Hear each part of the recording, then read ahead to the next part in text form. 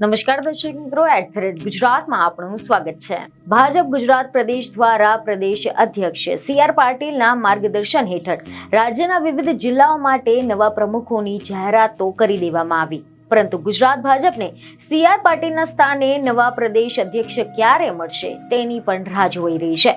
જોકે હવે આ મુદ્દે એક મહત્વના અહેવાલો સામે આવ્યા છે।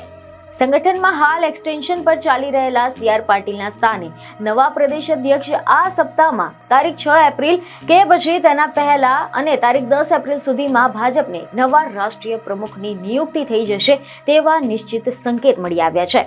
અહેવાલ એવા મળી રહ્યા છે કે હાલ ગુજરાત સહિત 5-6 રાજ્યોના નવા પ્રદેશ પ્રમુખની નિયુક્તિ થઈ જશે, જે તારીખ 6 એપ્રિલ યા તો પછી એની પહેલા જાહેરાત થાય તેવી શક્યતા છે।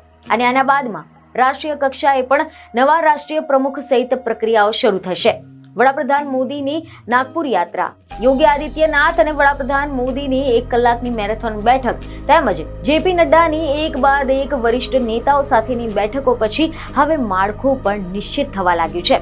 અને ગુજરાતમાં તારીખ 4 એપ્રિલના સંસદના સત્રની સમાપ્તિ બાદ કોઈ પણ સમય નવા અધ્યક્ષ આવે યા તો પછી તેના પછી તારીખ 10 સુધીમાં નવા રાષ્ટ્રીય પ્રમુખ મળી શકે તેવી શક્યતા છે।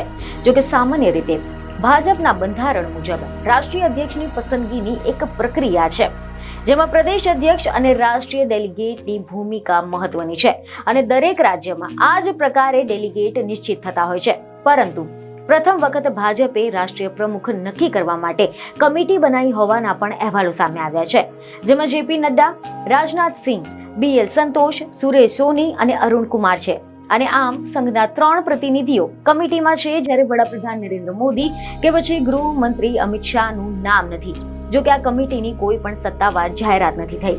બીજની ખબર સાથે ફરી મળીશું। ધન્યવાદ।